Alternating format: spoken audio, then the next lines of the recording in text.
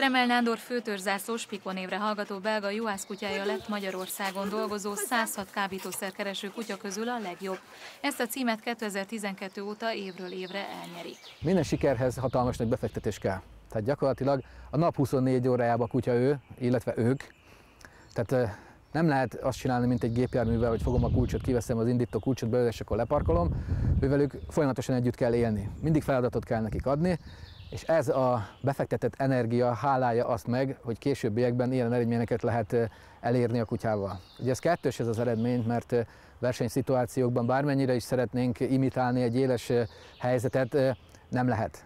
Tehát felmérni lehet a kutyáknak a képességeit, a kutyavezetőknek az állapotát, az összeszokottságát, a közös munkát, ugyanis ez egy team munka, tehát a kutya hordja az orrot, ami biodetektorként működik, az ember viszont meg irányítja a kutyát, illetve kutatás taktikailag irányítja a kutyát, ami egyszerűbben kifejezve helyzetbe hozza, tehát abba a helyzetbe hozza a kutyát, hogy meglegyen neki lehetősége arra vonatkozóan, hogy egyáltalán a kábítószert megtalálhassa. Pikónak van egy testvére, aki Nike névre hallgat, ők ketten elválaszthatatlanok.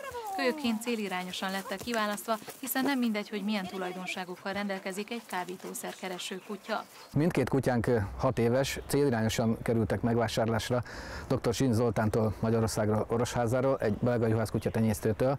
Úgy lettek ők célirányosan kiválasztva, hogy a legmagasabb apportkészséggel és a leginkább irányíthatósággal rendelkeztek ezek a kutyák. Az apportkészség és a zsákmányszerző ösztönnek a istenigazi keveredéséből lesz a jó kereső kutya.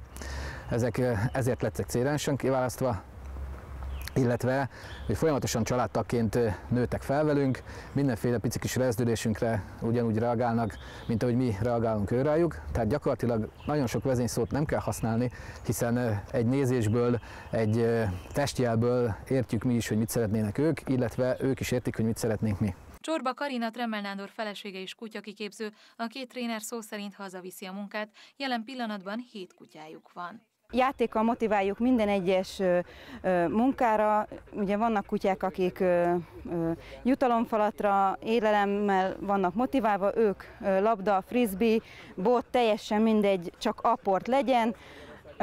Frisbeezünk, ez feloldja őket, a feszültséget, illetve hát ez egy nagyon jó kutya-gazda kapcsolatot erősítő dolog. Bravo! Hopp! Gyere, gyere! Hopp. Azaz, bravo. Illetve az ösztöneiket tudják kiélni, a zsákmányszerző ösztönt, bravo. És nem utolsó sorban nagyon könnyen lefáraszthatóak így a kutyák. A marihuána, a hasis, a heroin, a kokain, az amfetamin és ezek összetevőinek a keresésére vannak kiképezve ezek a kutyák, de a szintetikus kábítószerek alapösszetételeit is felismerik. Tremel Nándor maga is folyamatosan nyomon követi az éppen aktuális utcán lévő szerek megjelenési módját, összetevőit, és legyen bármennyire is minimális a mennyiség, Pikó kiszagolja.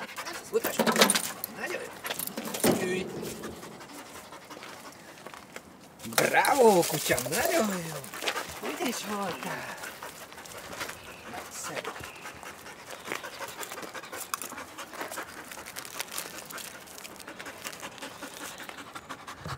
Ők a legjobbak, ez bizonyítja a számtalan serleg. 2012 óta ketten mindig nyertek a kábítószer kereső kutya vezetők versenyén. Az idei nemzetközi megmérettetésben összetettben harmadikok, a speciális kábítószeres versenyben elsők lettek, és ők hozták el a zsűri különdíját is.